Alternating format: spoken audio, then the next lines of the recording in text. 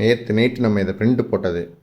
ஆக்சுவலாக இடையில நான் இல்லை, வீட்டிலேருந்து நான் வெளியே இருந்தேன். அண்ட் கரண்ட் போனதுனால டேஞ்சர்னு இப்போ சிக்னல் காட்டுது.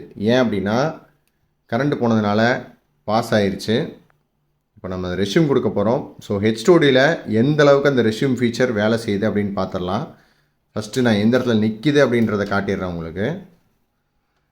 நீங்கள் பார்த்தீங்கன்னா தெரியும், ஜூம் பண்ணி காட்டுறேன். இப்போ வந்து பார்த்திங்கன்னா நாசில் வந்து அங்கே நிற்கிது இந்த இடத்துல.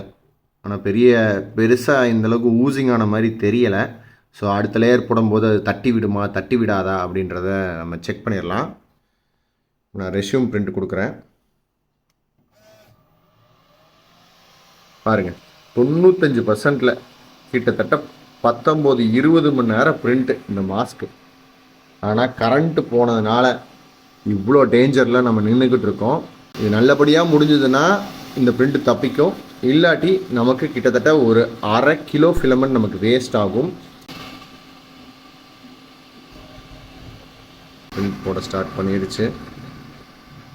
இன்னும் 5%, 1 மணி நேரம் இருக்குது. சரி, 1 மணி நேரம் கழித்து இந்த பிரிண்ட் எப்படி அவுட்புட் வந்திருக்கு அப்படின்றத நம்ம பார்க்கலாம். ஸோ நண்பர்களே, பிரிண்ட் வந்து முடிந்து விட்டது. அண்ட் இப்போது நம்மளோட ரிசல்ட்ஸை பார்க்குறோம். இதில் வந்து பார்த்திங்கன்னா பெருசாக எந்த டேமேஜுமே இல்லை. நம்மளுடைய ஹெச்டிடி நம்மளுக்கான சூப்பரான வேலையை பார்த்து கொடுத்துருச்சு. அண்ட் இது ஆக்சுவலாக சக்ஸஸ் தான். நம்மளுக்கு கரண்ட் போய் வந்தாலும் நம்ம ஹெச்டிடி நம்மளுடைய 20 மணி நேரம் கிட்டத்தட்ட பார்த்திங்கன்னா தெரியும், 19.47 நிமிஷம் 405 கிராம் மொத்தத்தையும் காப்பாற்றி கொடுத்துருச்சு. அதெல்லாம் இந்த ஊர்ல எவனுக்கு தெரியுது? ஐடியா இல்லாத பசங்க.